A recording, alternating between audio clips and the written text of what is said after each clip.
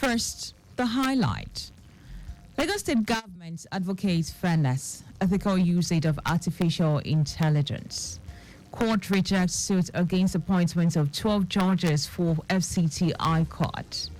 And on the foreign scene, Russia missile attack on Ukraine kills 16 people, scores injured. And in sport, Super Falcons dropped 2 places in the latest FIFA ranking. Now the news in details. I am Timmy Dayo Anthony. Recognizing the importance of rights of consumers, Lagos State government has advocated fairness, responsibility and ethical usage of artificial intelligence, AI technology, irrespective of status to protect their rights. This came to the fore at a one-day conference and exhibition to commemorate this year's World Consumer Rights Day with the theme, Fair and Responsible AI for Consumers, organized by the Lagos State Consumer Protection Agency, LASCOPA, to ensure a robust regulatory framework that protects consumers. Speaking at the event, Governor Babajide Sanwo-Olu noted that his administration will continue to protect consumers through right policies and ensure conducive environment for businesses to thrive. The governor also called on manufacturers to have a conducive working relationship with consumers and join hands with the government in protecting the rights of consumers to create an economy that works for all. Importantly, is to always ensure that we as a government protect the vulnerable.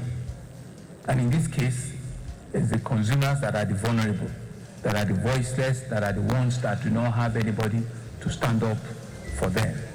And that's why the agency has been set up to protect you, to hold your hand, to ensure that your rights as a consumer are protected. But to understand and to appreciate that you have a voice. Commissioner for Commerce, Cooperatives, Trade and Investment, Folashade Ambrose Medebem, who noted that technology advancement offers an unparalleled opportunity for development.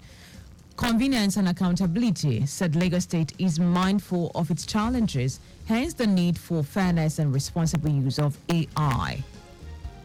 The administration's dedication to integrating technology into our economy is matched only by its commitment to safeguarding the rights and interests of every consumer.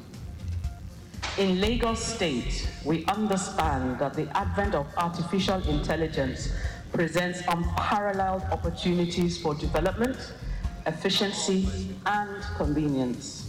However, we also recognize the potential challenges it poses, especially in terms of consumer rights and protection. Chairman House Committee on Commerce, Cooperatives, Trade and Investment, Abiodun Tobin, who commended the role of LASCOPA in ensuring that rights of consumers in the state are protected, urged members of the public not to conceal information but speak out when their rights are being trampled upon. On his part, General Manager, Lagos State Consumer Protection Agency, LASCOPA, Afolabi Sholebo, noted that AI involves transparency and accountability, and consumers deserve to know how their data is being used, as well as understand the decision made by AI systems. Hence, developers and companies must prioritize ethical consideration, ensuring that AI benefits the society as a whole. We must advocate for fairness in this system. Fairness entails unbiased algorithm that treat everyone equitably, irrespective of their background, race, or social-economic status. The importance of artificial intelligence cannot be overemphasized. It has revolutionized the way businesses engage with their clientele. That was the General Manager, Lagos State Consumer Protection Agency, LASCOPA, Afolabi Sholebo.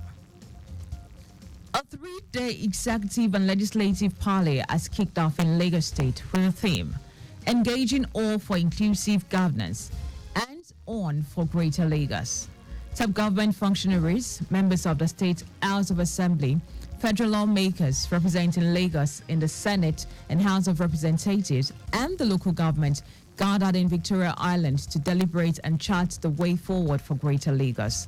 In his keynote address, Governor Babajide Sanwo-Olu, who acknowledged the mutual cooperation among the state and federal lawmakers representing the state, noted that at this challenging period, both globally and nationally, leaders must be dedicated and selfless to resolve issues in alleviating the suffering of the people. Sanwo-Olu urged political office holders to show empathy to their constituents and put smiles on their faces, which he noted is the major reason they are elected to office. For us to achieve this goal, it is imperative that we continue to work together, understand and harmonize our differences, always on the side of overwhelming majority of our people in line with the manifesto of our party, meaning that our decisions should be driven, like BRF always say, the greatest good for the greatest number, that always ensure that it is the people that have entrusted us with their lives, with the belief that we being government will make life meaningful for them. In a lead paper presentation, former Governor of Lagos State and former Minister of Works, Babatunde Fashola, canvassed for the reopening of special status for Lagos at the National Assembly to cater for the large population of the state. Fashola, who believed the democratic process of governance, expressed dismay that democracy is fast becoming dysfunctional and must be salvaged by those in power. This is the way to legitimately distribute wealth, from construction to supply to haulage to food vendors on site. You will reach many more people that you can ever even contemplate, and this must be done at the state and local government, and I dare say in a most competitive and transparent way, so that people feel the flow of money inside the economy. And this will include road repairs, construction, drainage clearance, maintenance of buildings, schools, hospitals, and so on and so on and so forth.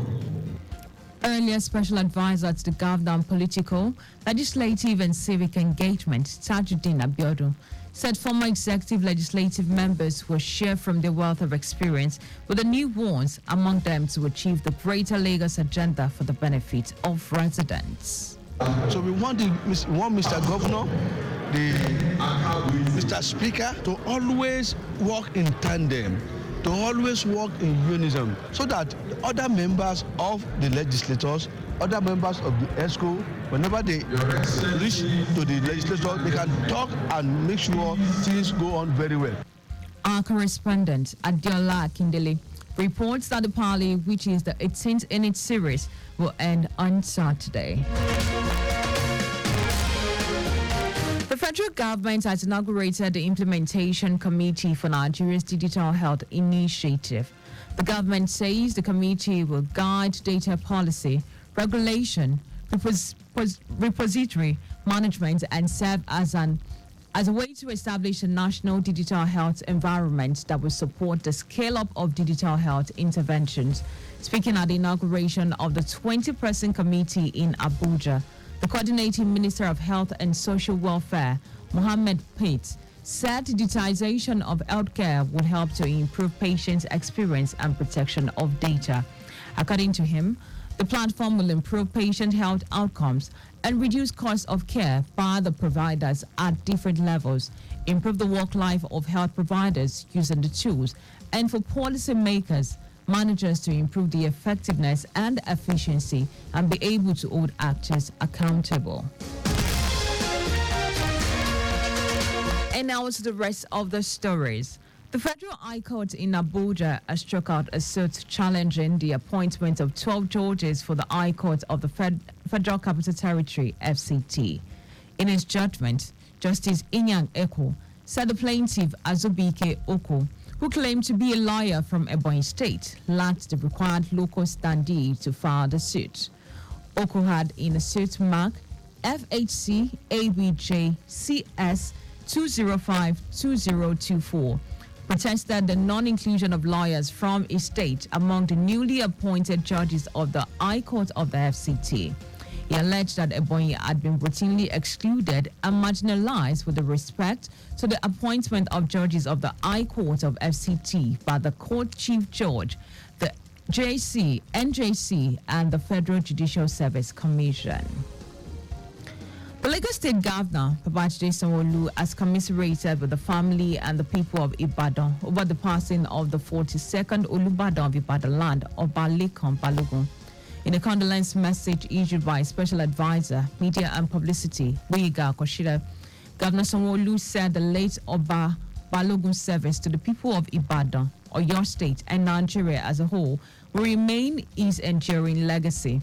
The governor described Oba Balogun's death as a great loss to the people of Ibadan and a traditional institution in Oyo State. Sanwo-Olu expressed his condolence to the Oyo State Governor, Seyi Makinde, and urged family, friends, and associates of the deceased, as well as the entire people of Ibadan, whose interest the late monarch represented and worked tirelessly during his lifetime to work towards immortalizing him. And now to foreign news. A Russian ballistic missile attack has hit civilian infrastructure in Ukraine's Black Sea port city of Odessa, killing at least 16 people and injured more than 70 in Moscow's deadliest attack in weeks. Ukrainian officials say Russia has stepped up its strike on the southern city in recent weeks, launching drones and missiles almost every day this month. The region's governor, Ole Kiper, said two Russia Iskander-M missiles fired from Moscow occupied peninsula of Crimea struck a residential area in Odessa.